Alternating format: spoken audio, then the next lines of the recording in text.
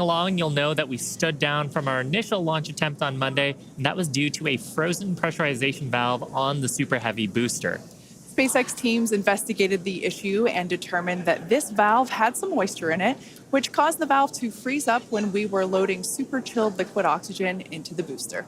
Now, these valves are super important because we actually need a pressurant to go back into the tank as we consume propellant, and we actually use a pressurant that comes from the Raptor engines. It's heated down there and then put back in the tank. And so a frozen valve there would be a problem during the launch. Yeah, and that's important. You can think of it like drinking out of a thin plastic water bottle. If you're chugging that water, it crinkles if you don't let air back into it. So we use that hot exhaust gas from the Raptor engines to refill that consumed volume as propellant is depleted. So it was a great find by the countdown, and that's why we have a countdown, is to allow us to find those issues prior to liftoff. So all of that being said, our teams learned a lot over the last 48 hours, and we are ready to give it another go. As many of you know, Starship is the latest and largest vehicle developed to date by SpaceX. It will be the world's most powerful launch vehicle once fully developed and have twice the thrust of the Saturn V rocket. But the key breakthrough with Starship is that it will be fully reusable and capable of carrying up to 150 metric tons of payload to orbit in a reusable configuration and up to 250 metric tons when expendable. Now, for context, Falcon 9 is only partially reusable. We recovered the largest part of the rocket, that's called the first stage, but we don't recover the second stage.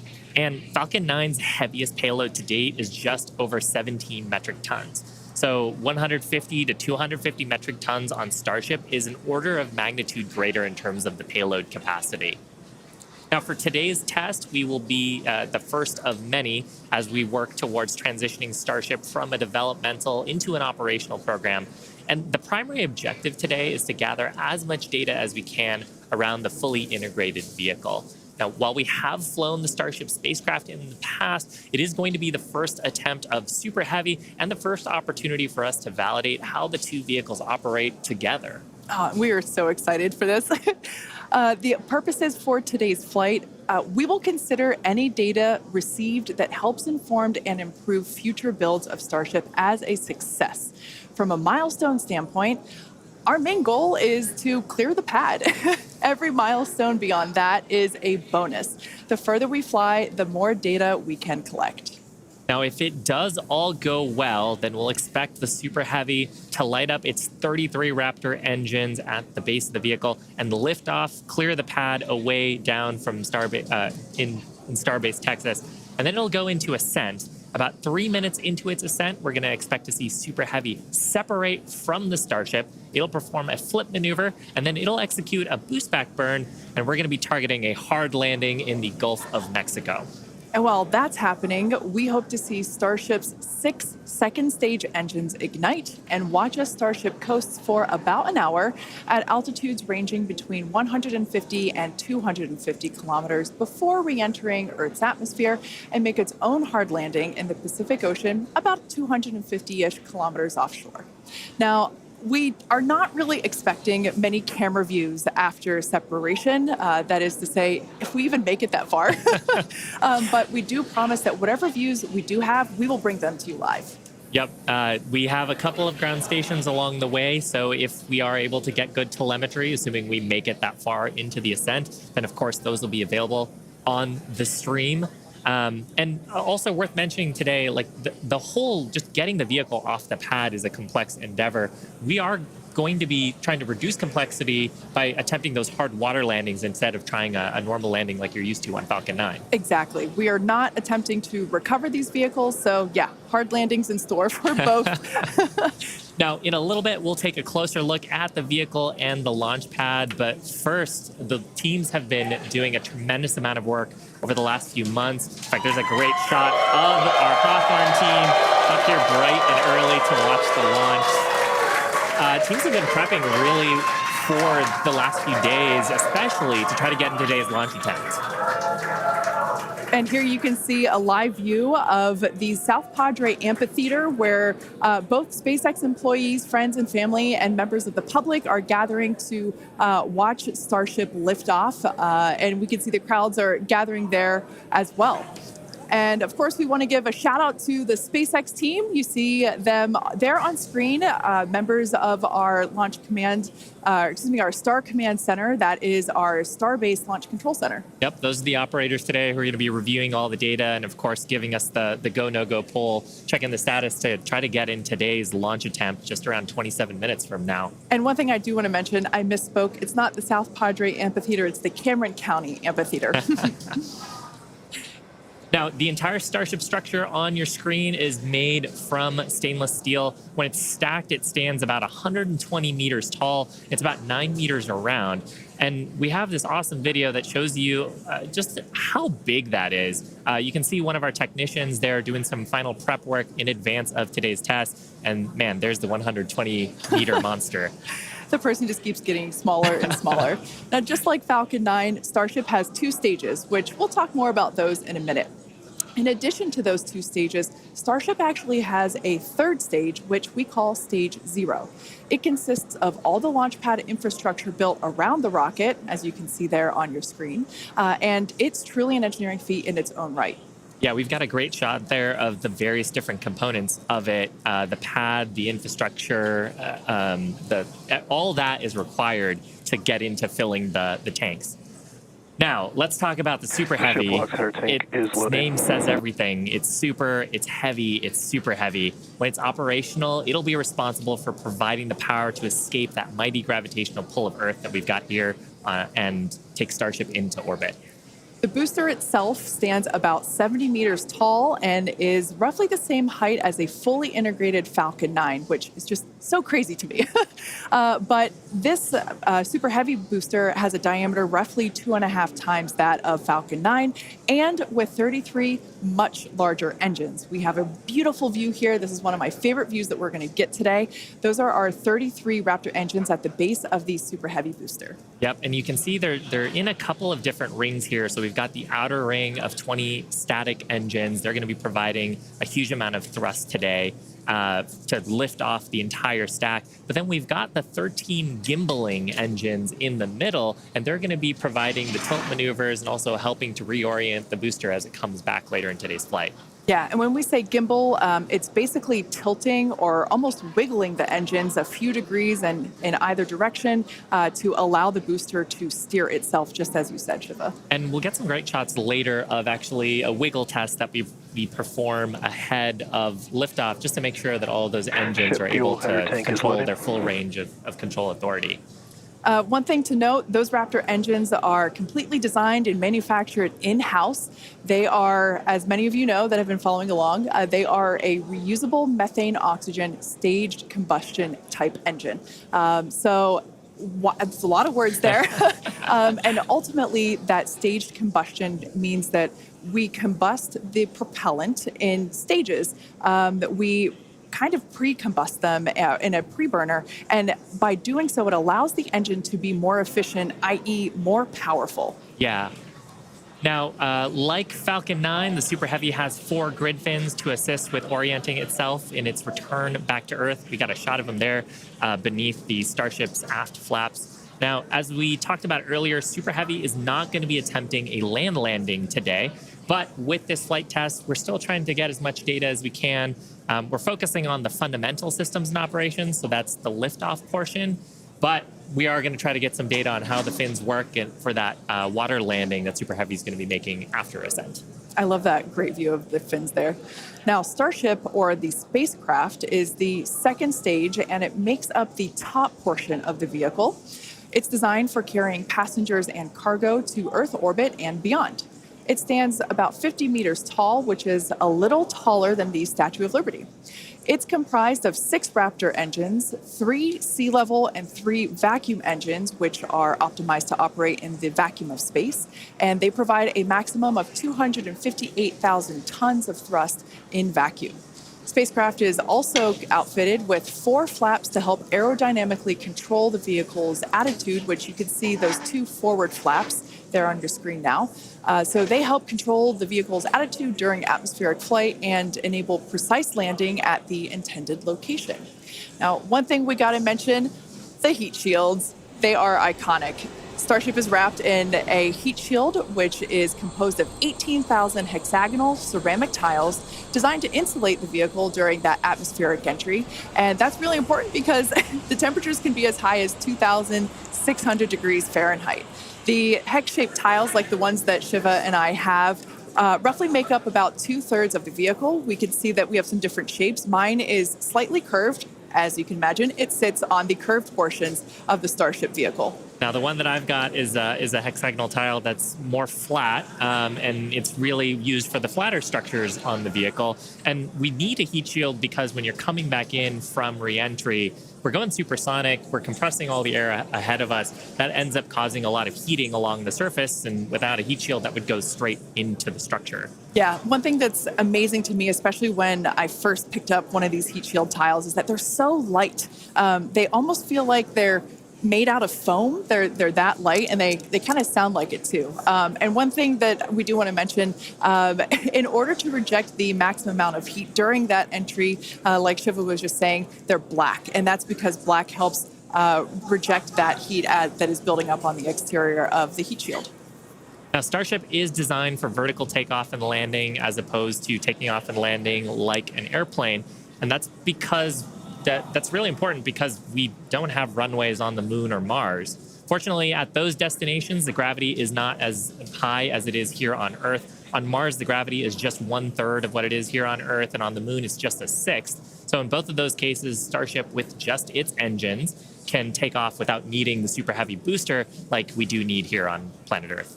Now, for today's test, Starship does not have its landing legs attached because, like we said before, it won't be returning anywhere. Starship is expected to make a very hard ocean landing, which, if we even make it that far and manage to get any views, it will certainly make for a very exciting end to today's test. At this point in time, we are 20 minutes or just over 20 minutes from liftoff. Let's check in with John Innsbrucker for a status update. Hey, John, how's it looking? Thanks, Kate. I'm John Innsbrucker, Principal Integration Engineer here at SpaceX. We're currently loading propellant from the ground system into both the first and second stages. Now, both vehicles use the same two propellants. That commonality helps build the reliability. And the fuel today is liquid methane, and that's at a temperature of just over 100 kelvins. That's about minus 272 degrees below zero on the Fahrenheit scale. Now, liquid methane is a different fuel from Falcon 9. That booster uses RP1 kerosene. However, our oxidizer is liquid oxygen, and that's the same as Falcon 9. Because there is no oxygen in space to support combustion, we have to bring our own. Now, leading up to where we are right now, we had a go-no-go poll. That was conducted just after T-minus 2 hours. And once the team gave their goes, we started loading propellants onto the booster at T-minus 1 hour and 39 minutes. At T-minus 1 hour and 22 minutes, we began propellant loading of the ship. The second stage you can see on your screen right there. Now, propellant loading of the Starship's second stage main tanks completed at about the T-minus 27-minute mark, at which time we then began loading the two header tanks in the nose of the second stage. Now, at T-minus 3 minutes, when the first stage super heavy propellant loading completes, that means we'll have all the propellant on the rocket, and the vehicle will be fully loaded with over 10 million pounds of propellant. Now, right now, at T-minus 19 minutes and counting from liftoff, the weather and winds are looking good. We have been watching the ground level winds. They're at 18 miles an hour. As the morning continues, they will increase, but that is below our limits right now. We're also looking at upper altitude winds. We're waiting for one more balloon, but we believe that we're going to be go. On the launch vehicle itself, the teams, the good news, they're not working any issues right now. But if for some reason we do not make our test flight today, if we have to hold, we have a backup launch window. However, we're not sure when it would be. It could be 24 or 48 hours after today. It'll depend on how far we get into the countdown. But right now, heading for a T0 at 8:28 Central, 13:28 Universal Time. Kate, everything is looking good. Awesome news. Now, in order to make life multiplanetary, we need a fully reusable vehicle that's capable of carrying a huge amount of cargo and a lot of people to orbit and have a pretty quick turnaround. The idea is to effectively reuse launch vehicles just like airplanes. Yeah, imagine if you had to wait for a new airplane to be constructed every time you wanted to fly. You'd rarely go anywhere, and for most of us, it would be completely unaffordable. In order for us to get to Mars and back with lots of people, lots of cargo, multiple times, reusability really is a must. In advance of our first missions to Mars, Starship will execute a number of missions with both cargo and people, starting with Earth orbit and eventually expanding to the Moon and beyond. Now, in the near term and a bit closer to home, Starship will also be critical to other programs. Once fully operational, it'll deliver the full-size and upgraded version of our Starlink satellites, and that's super exciting because our next-generation satellites represent a step forward in Starlink's capabilities and will allow us to connect millions of more people around the world with high-speed internet to watch launch webcasts. Such an exciting future ahead of us, but first, let's talk a little about how we got to where we are today. Now, Starship's testing ramped up in July of 2019 with our Starhopper prototype, sort of a short version of the Starship that we see today. There's a great photo of it. It was just over 18 meters tall. It had a single Raptor engine, and we had it to test fly and perform low-level altitude maneuvers and attempt landing. The initial test flight, or hop, reached about 20 meters in altitude. That was followed by the one that you've got on your screen here. This was our 150-meter altitude hop. We went up, took a little jaunt away, about 100 meters or so away from the launch pad, used that Raptor engine to fly and actually land. And actually, this hopper is actually down at Starbase now. Yeah, I love this shot. It's just so fun to see it fly. After a series of 150-meter hop tests with earlier prototypes, the Starship program saw a major breakthrough during a test flight of the vehicle known as serial number 8, or SN8. You can see it there on your screen now. In December 2020, SN8 demonstrated a first-of-its-kind controlled aerodynamic descent and landing flip maneuver. 2 words, belly flop. The SN8 prototype rose to an altitude of 12.5 kilometers or 7.8 miles and conducted a belly flop maneuver, which you see there, during its descent. While it didn't stick the landing, the test was a major milestone in the development of Starship. In fact, we should be able to see that unfortunately failed landing. Boom. It was fun to watch, though. Rapid unscheduled disassembly, but learned a lot of data. Now, the testing continued on to prototype serial number 9. It took a 10-kilometer flight. That's about 6.2 miles up. In February of 2021, we had a nominal ascent. We executed the engine cutoffs once we got to the top of the altitude window. We did that belly flop maneuver, which is so much more fun to say than controlled descent, aerodynamic maneuver. That was all stable, but unfortunately, we had a dramatic end on this flight as well. We had a failure on one of the engines that resulted in another pretty large fireball. But what was really cool about both of those flights was how much we learned just between serial numbers 8 and 9 and how quickly we were able to achieve our primary objectives in those 2 flights. In addition to that, we got so much data that demonstrated control of the vehicle in that subsonic regime. Ultimately, we performed 9 Starship high-altitude test flights in total. And then, as you see on your screen there, in May of 2021, SN15 launched from Starbase, reached an altitude of about 10 kilometers, performed a number of maneuvers, and safely returned to the launch site. This was the first Starship prototype to fly, control its descent, safely land, and be recovered in one piece. And people were cheering like crazy I was after one of that them. test flight. Now, having achieved those successes in our suborbital campaign, one of the next big challenges is for the upper stage when it comes to reusability and surviving the hypersonic, really high heating phase of entry. Combined with the later ability to refill Starship's tank with propellants, the fuel and oxygen, while we're on orbit, that will enable us to have a fully reusable transportation system that's designed to carry both crew and cargo on long-duration missions, interplanetary flights, and will help humanity get to the moon, travel to Mars and beyond in our solar system. This is all just basically our path of progress, basically an iteration on each vehicle. And that iterative process is a core part of how we work here at SpaceX. We like to test early and often, publicly as well in our case, and that's both for hardware and software. And while it doesn't always go as expected, we learn so much from it, and it informs our next attempt. Yeah, we learn a lot from actually putting the vehicle through flight-like tests. Even the test on Monday gave us an opportunity to learn more about the vehicle into today's launch attempt, and so far things are looking really good. Now, we are continuing into our countdown. We're about T-minus 12 minutes to go. I think it's a perfect time for another check-in with John Insprecher. How's it going, John? Well, Shiva, the good news is that the nets are quiet. The teams are currently working. No significant launch vehicle issues. You can see the T clock there on your screen, T-minus 12 minutes, 10 seconds, and counting. Propellant loading is continuing on both the Super Heavy and the ship stages. You can see the graphic on the left-hand side of the screen. Most recently, we began loading liquid oxygen and liquid methane fuel into the header tanks on Starship. Those are two small tanks just underneath the nose of the second stage.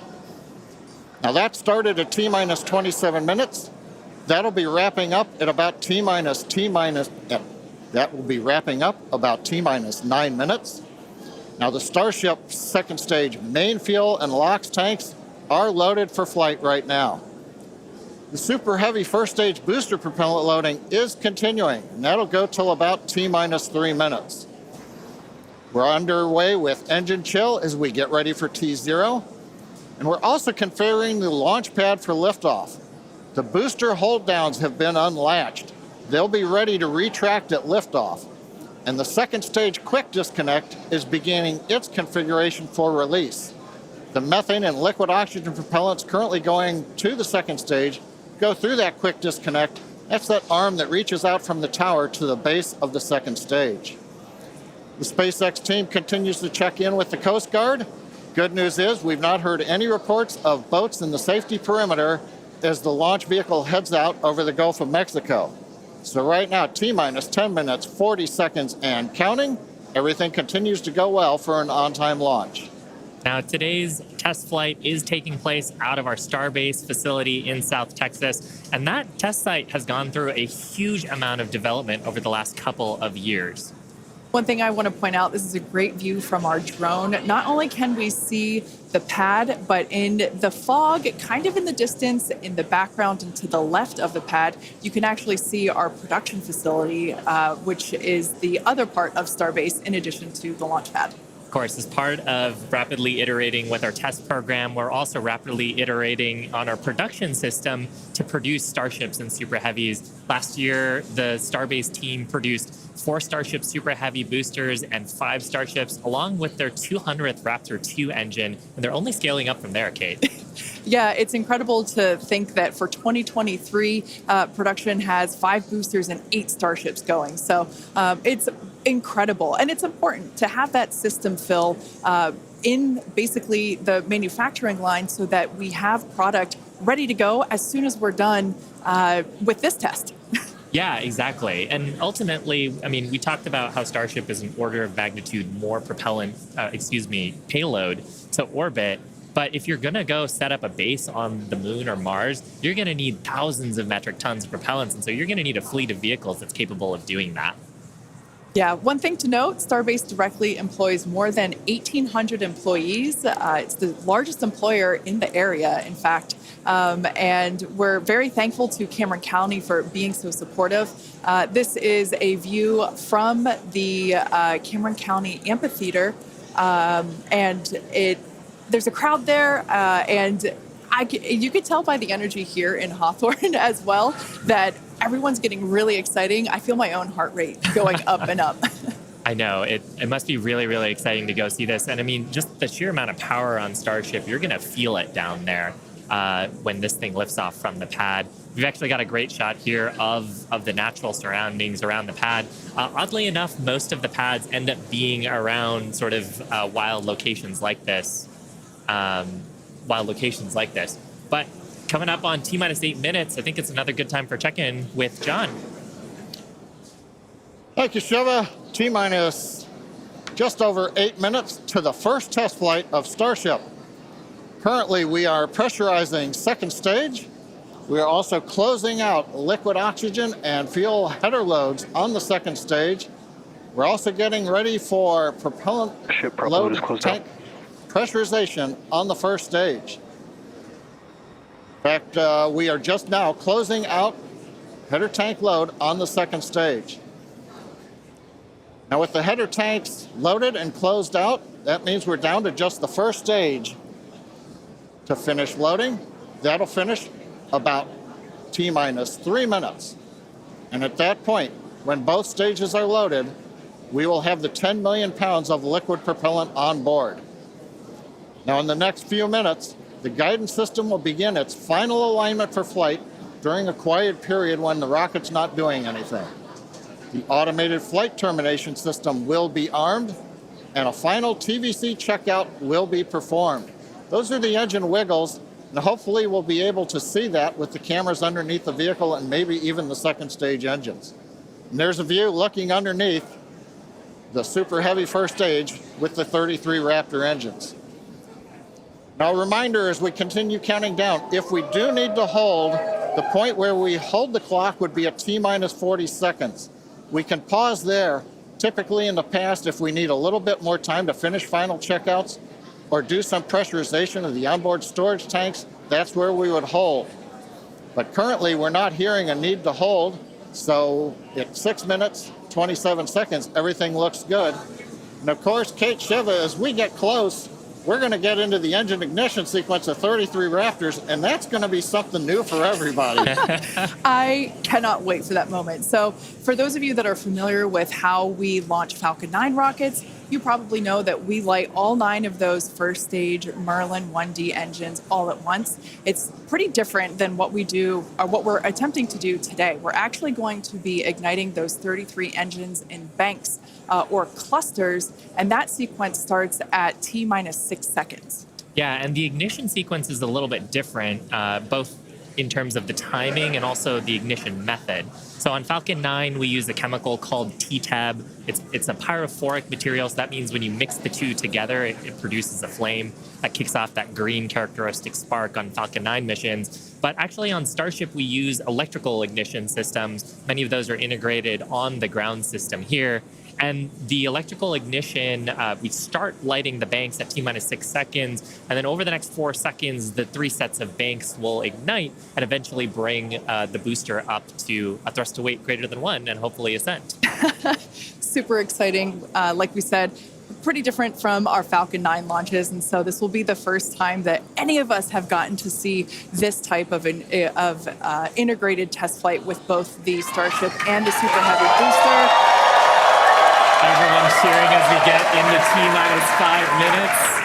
We want to remind everyone that success today is anything. Yeah, it looks fun down there. I kind of want to go join them. For today, success is anything that we learn that helps improve the future builds of Starship. If we lift off and clear the pad, we're calling that a win. A great shot of the pad there, a great shot of the quick disconnect on the second stage. You can see the frost line on the booster where that methane is fully topped up. I think we're just coming up on the last few minutes here of propellant fill on the booster.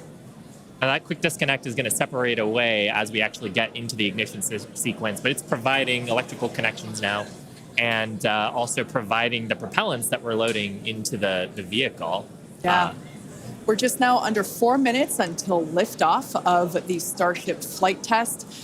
We've been following along for what honestly seems like days and days now, but really it kind of comes down to years. It has been a long time to get to where we are today. Now, fast forwarding a little bit, we have the opportunity to hold, if necessary, at 40 seconds, and we are able to hold there for about 15 minutes or up to 15 minutes and still be able to lift off. Yeah, and that's a little bit different from Falcon for the propellant sequence on Falcon that we don't have the opportunity to hold. So that's a cool new capability on Starship. Yep.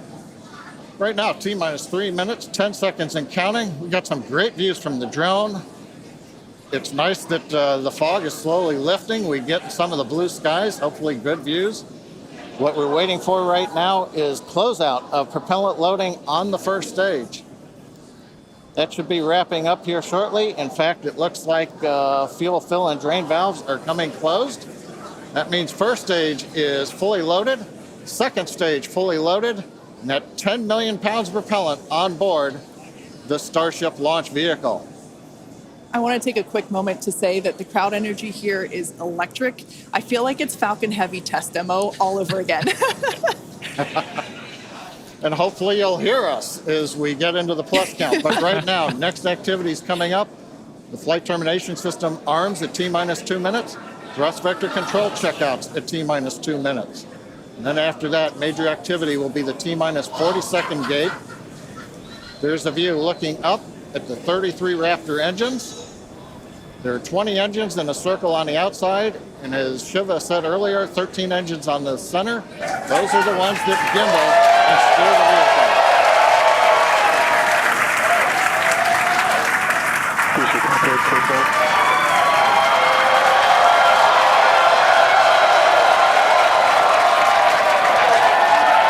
I don't think I've ever seen someone so excited for TVC wiggles.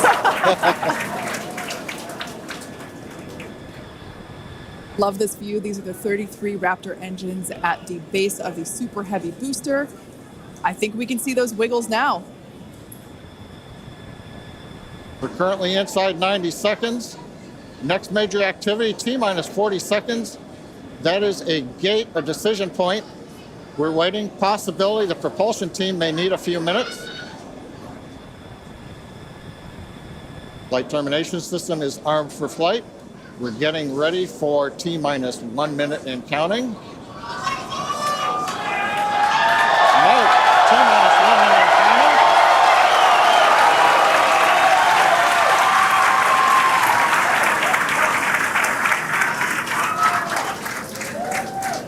counting. Next, we'll see as we get past T-minus 40 seconds for final checks of the vehicle.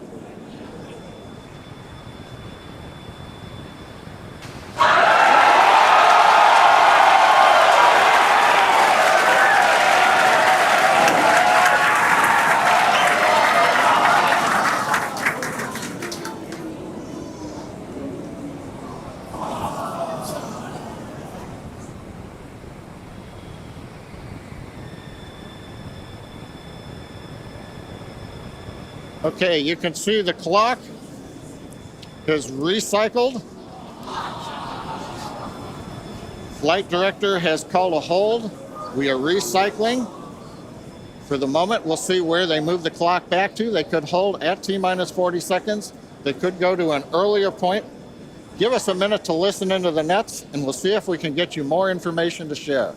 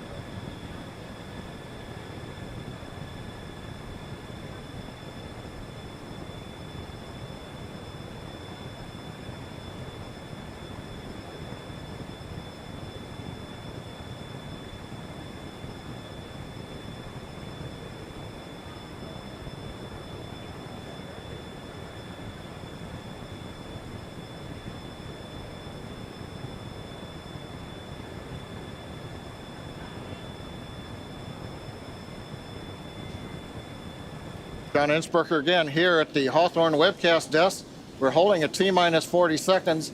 What we've heard so far is we have a couple of issues we're working. One is the booster tank pressurization. Final pressurization was just a little bit long. That's not unusual. We've held at T-minus 40 seconds before to pressurize. That appears to have been resolved. At the same time on the second stage, they're working some final purging. We should know very shortly if that is cleared and if we'll continue the countdown. Everyone, especially that person, is excited to keep going. Like John said, we should know shortly if we are able to continue. But as we mentioned before, we are able to hold up to 15 minutes and still be able to lift off today. Yeah, on Falcon 9, it's a little bit different. Once we start propellant loading, we pretty much have to go at the targeted time. Otherwise, the propellants can warm up and we may not have the performance for that particular mission profile. It's a little bit different on Starship. Folks, if I can interrupt, yeah, it looks like they're clearing all the flags and we're going to release at T-minus 40 seconds. That is amazing news. Amazing. Team working quickly through their issues on first and second stages. And I'm sure all of the rehearsals and simulations that they've been doing have prepared them to evaluate this data quickly to try to get us in for today's launch attempt. For those of you just joining, we have a brief hold at the T-minus 40 second mark.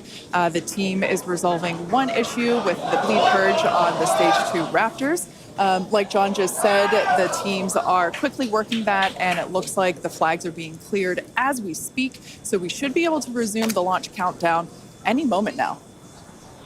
And it's worth noting on Starship that once we resume the countdown, it restarts from the 40-second period, and then we keep going unless another condition pops up. So stick around because Starship could be going here real soon. Don't walk away, that's for sure. Amazing views here coming to us from Starbase, Texas. Cheering to call the start again.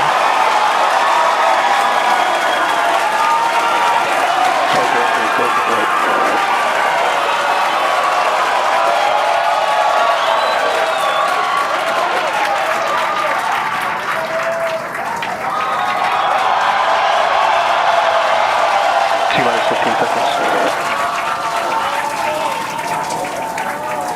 10, 9, 8, 7, 6, 5, 3.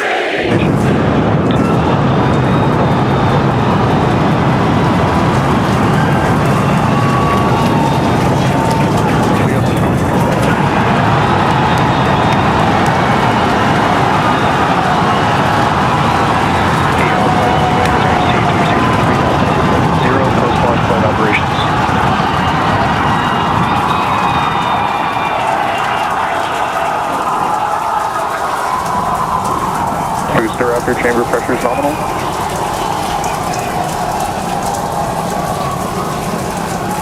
T-plus 33 seconds into the test flight of the inaugural Starship vehicle.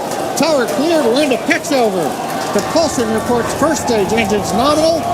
What a sight from the ground cameras at Starbase. We're flying at twice the thrust of the Saturn V heading to space. Authorization of signal, surface proceed. We're throttled down and throttled back up. Going through the period of maximum aerodynamic pressure.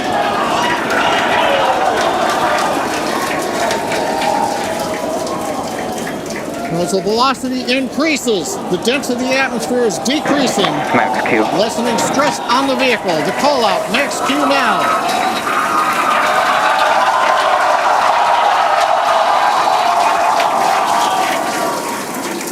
Continuing to watch the first stage as we head downrange.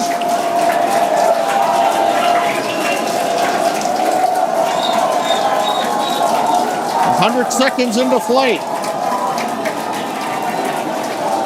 Our next major activity is going to be shutdown of the first stage. The Houston tracking station now acquiring the vehicle. With shutdown, we will get separation of Starship and Super Heavy and ignition of the Starship engines. When Starship separates, we light up 6 engines in a staggered sequence, If all goes well, those 6 engines will burn for almost 6.5 minutes. Onboard view from Starship. And there's views of the Raptor engines on the second stage as we prepare for stage separation. Now, after stage separation, the first stage will flip and begin a boost back maneuver for landing in the Gulf.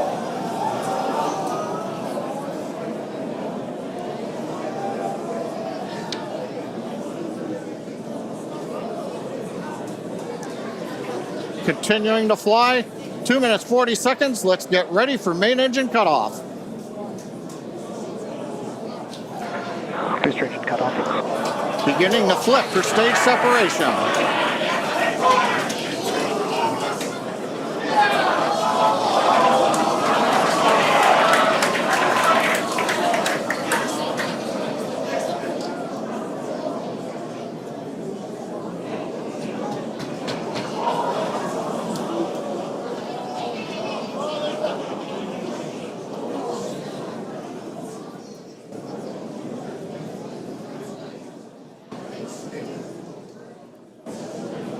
As of right now, we are awaiting stage separation, where Starship should separate from the Super Heavy booster. Yeah, Kate, right now it looks like we saw the start of the flip, but obviously we're seeing from the ground cameras the entire Starship stack continuing to rotate. We should have had separation by now. Obviously, this is does not appear to be a nominal situation. Yeah, it does appear to be spinning, but I do want to remind everyone that everything after clearing the tower was icing on the cake.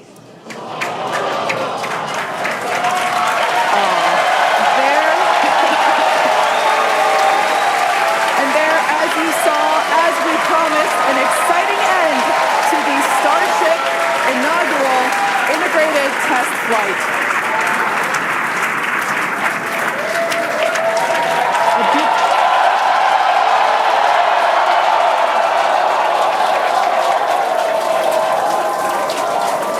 Everyone here absolutely pumped to clear the pad and make it this far into the test flight, the first integrated flight of the booster and the Starship vehicle. Live view there of our control center at Starbase, which we refer to as Star Command.